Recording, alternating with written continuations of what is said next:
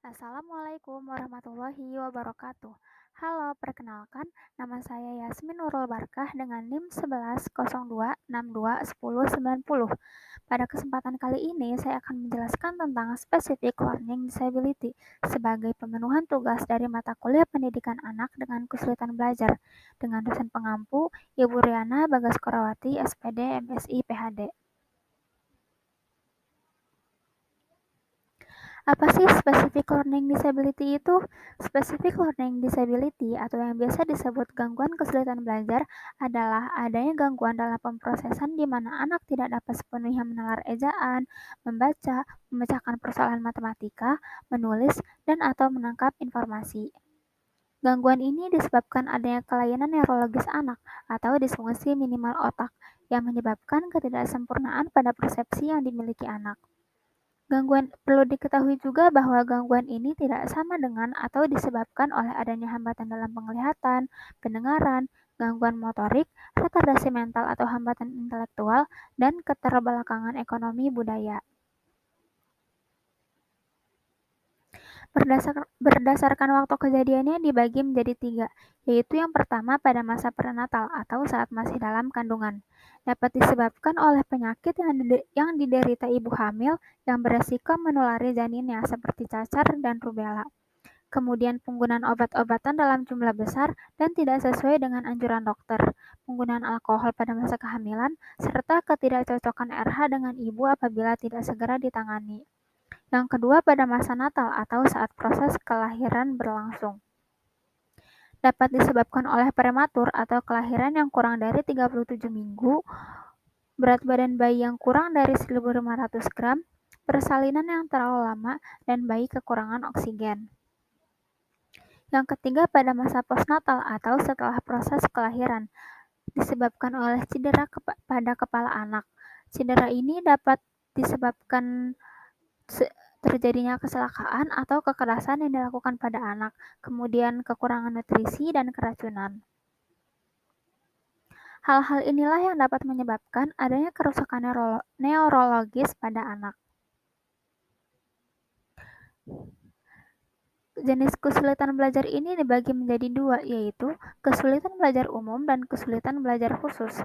Kesulitan belajar umum disebabkan oleh kurangnya motivasi dan minat belajar anak, sikap negatif terhadap guru, pelajaran, dan situasi belajar, latar belakang kebiasaan belajar yang salah, dan yang terakhir ketidakserasian antara kondisi objektif keragaman pribadi anak dengan objektif instrumental input dan lingkungan.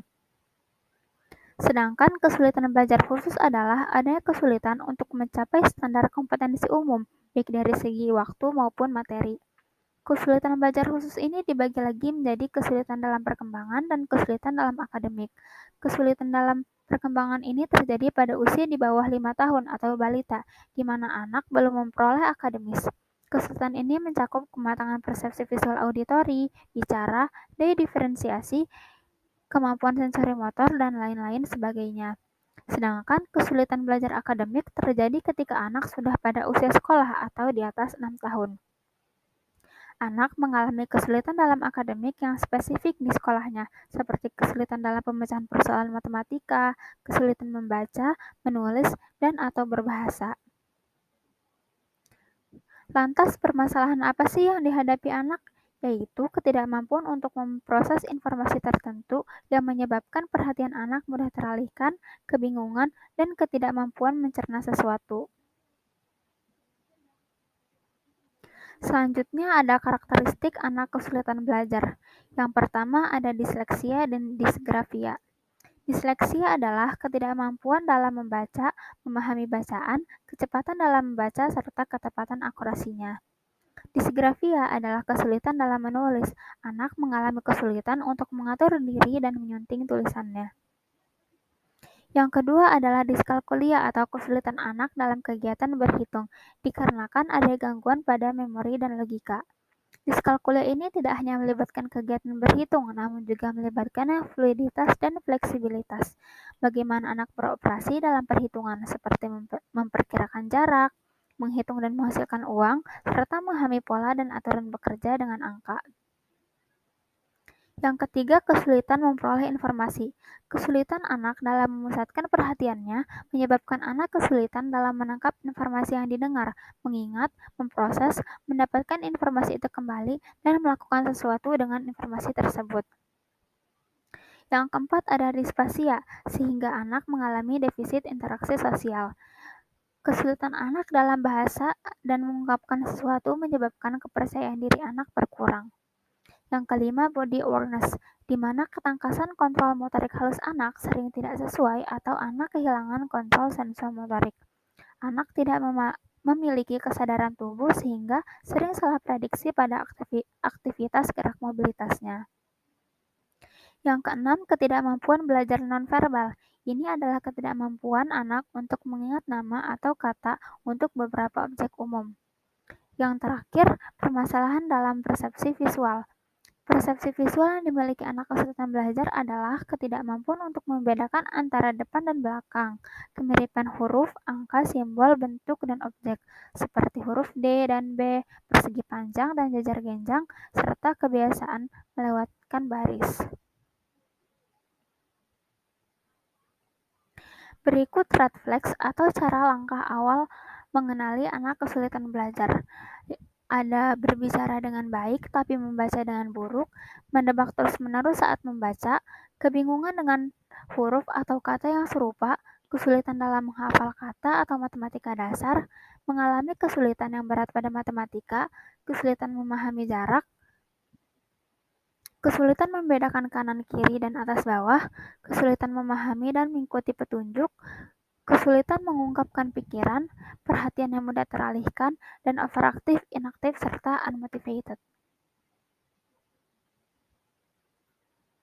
Perbedaan kemampuan pencapaiannya, yang pertama ada rumus statis, yang kedua sulit untuk diimplementasikan, yang ketiga skor IQ tidak dapat diandalkan karena kemampuan membacanya, keempat konsep yang tidak berguna di awal kelas, kelima metode identifikasi white to file. Selanjutnya, strategi pembelajaran yang dapat diterapkan pada anak gangguan kesulitan belajar. Yang dapat dilakukan dengan membuat instruksi yang simpel dan jelas, melatih siswa untuk menggunakan memori, menggunakan representasi visual, memberikan kesempatan untuk mempraktikkan yang sudah dipelajari, self-monitoring, memberikan apresiasi, dorongan, dan pujian kepada siswa, dan scaffold instruction. Kemudian educational consideration atau pertimbangan dalam pendidikan anak. Dalam kegiatan membaca, anak perlu ditimbangkannya instruksi phonics dan melakukan kegiatan membaca berulang. Instruksi phonics adalah mengajarkan anak hubungan antara huruf dari bahasa tertulis dan bunyi dari bahasa lisan. Dalam kegiatan menulis, perlu adanya pengembangan strategi yang diatur oleh anak tersebut agar dapat mengontrol tulisannya. Yang ketiga dalam kegiatan matematika, yaitu eksplisit, instruksi yang dipimpin oleh pendidik dengan pengoreksian kesalahan secara segera. Dan dalam kegiatan pembelajaran sains dan ilmu sosial, perlu ditingkatkannya konten, serta pengaturan grafis dan mnemonik.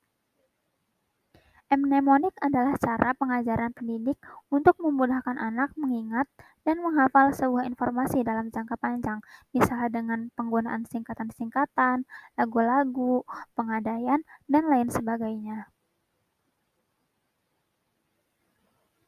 Pertimbangan pembelajaran ini dapat dilakukan dengan instruksi langsung. Instruksi langsung dilakukan dengan analisis tugas, pelajaran yang ditulis, diurutkan dan serba cepat, latihan, serta small groups. Yang kedua ada tutor sebaya yang dilakukan dengan class-wide per tutoring dan atau per assisted learning strategies. Kemudian ada beberapa teknologi yang dapat membantu pembelajaran anak, yaitu book on tape, text-to-speech, kalkulator, word processing application, dan chord overlays. Sekian dari saya, kurang lebihnya saya mohon maaf dan saya terbuka dengan kritik serta saran dari teman-teman sekalian. Terima kasih. Wassalamualaikum warahmatullahi wabarakatuh.